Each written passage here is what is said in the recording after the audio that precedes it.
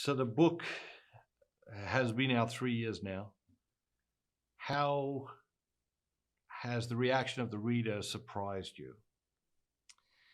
I remember I teach a class also on the contents of the book, and the Mindful Catholic goes through my integration of an 8-week protocol teaching mindfulness with the Catholic spirituality of abandonment to divine providence. And I taught it as a psychologist who I'm Catholic through and through. I happen to be a psychologist, and I bring my faith into everything that I do. So I'm teaching this psychological thing to help people with these psychological issues. And somebody who read the book came up to me, and after I was with her, she was in one of my classes, and she read the book, and she said, "I have to thank you. I've been going to daily mass almost my whole life, and I never knew how much God loved me." And I was floored.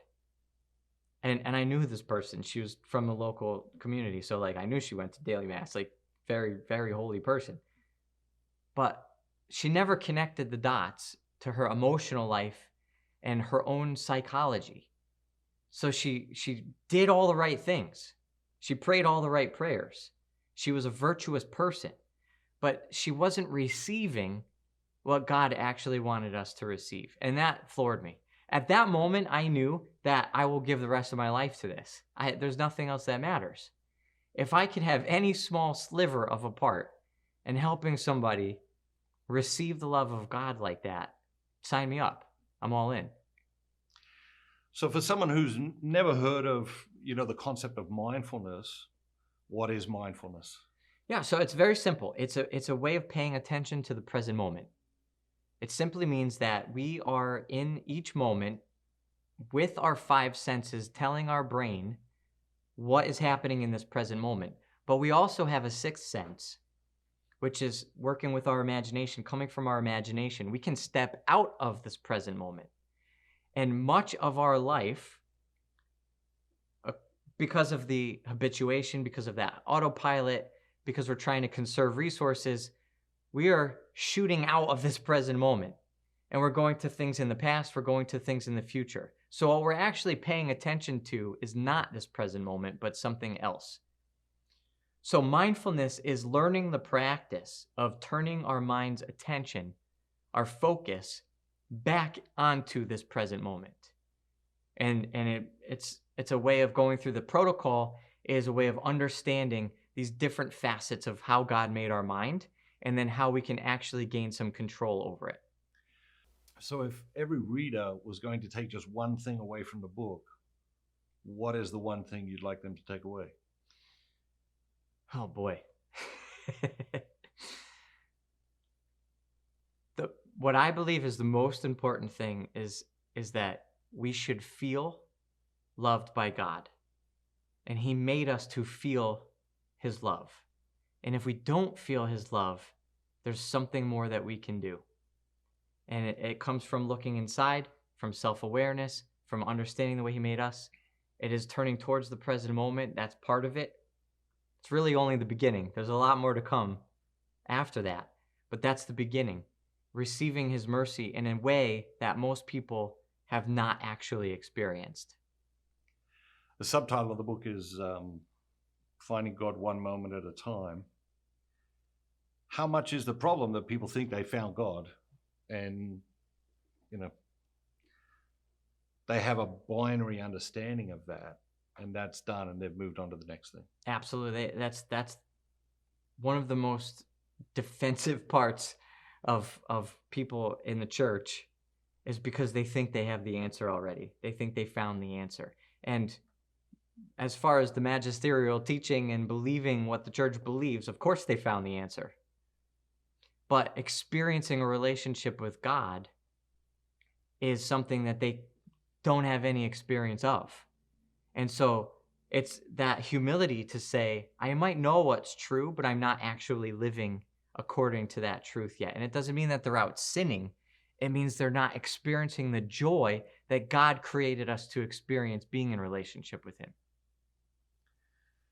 So every book has a life of its own, in my experience. And books surprise in different ways.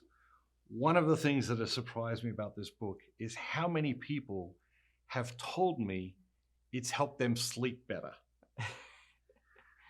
What is your reaction to that?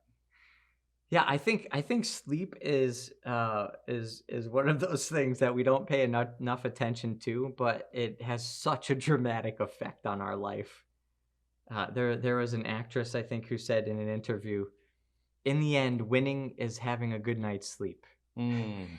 That's really all it comes down to. Obviously, there's more to it than that, but I think because when we're sleeping, psychologically, there's a lot that's happening in the brain. And it's a way of processing a lot of the stuff. People don't realize our brains are incredibly active while we're sleeping. And there's a lot of processing that's happening. And in a lot of ways, our conscious mind, when we're awake, is repressing and defending against a lot of the junk that we actually need to process. So it's a very healthy, again, it's something to have compassion on and something to thank God for. But it's a very healthy process of burying things so we can get through our day and then letting them come up. And the sleep process is meant to be that time of regurgitating and processing and filing things away where they need to go. This is how God made us.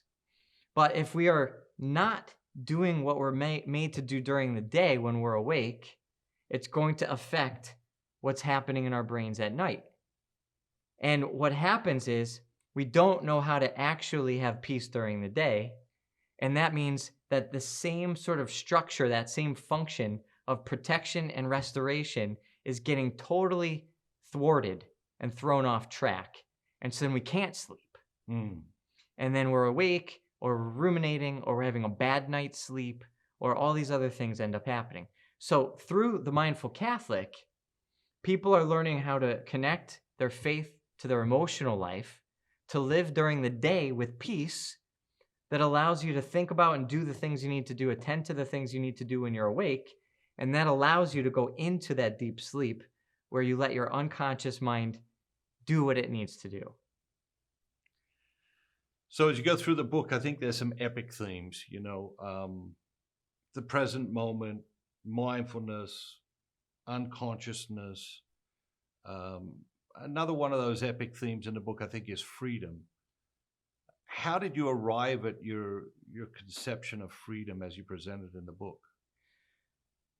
The first time I experienced this was before I knew to call it mindfulness. This was when I was with the Franciscans. I spent 3.5 years discerning a vocation to religious life.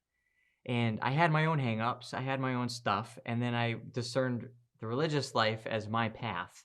And I felt really joyful about it. I was really all in the beginning. But the more time I spent there, the more healing was happening. I spent 5 hours of prayer a day. I had great spiritual direction. I had very close proximity to the sacraments. Obviously, some stuff is going to start to get healed in that process. And I started to realize, I don't know if I'm actually supposed to be here. And it was through direction with one of the founders of the group I was with was a priest named Father Benedict Rochelle. He was a psychologist and somebody who lived abandonment to divine providence. He was in the present moment as a way of life. And his connection to God was tangible. It was palpable because God as the eternal moment was being communicated through Father Benedict's presence. And he helped me see how to live that way, how to pray that way.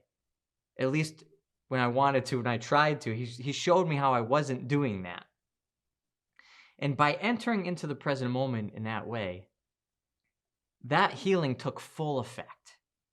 And the stuff that was from my parents' divorce and the stuff I grew up with, it healed, like with a D at the end and a period.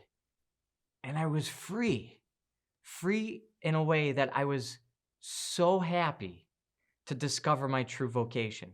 For a while there, I was kind of just miserable, and I didn't think I could stay a friar, but I didn't think I was going to be able to happily go get married.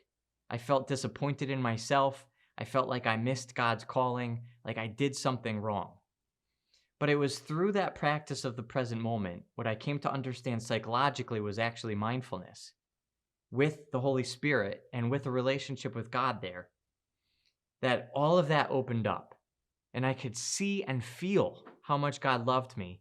And then in receiving that, he healed my wounds and then actually invited me into a relationship with him that was built for even more happiness through my vocation.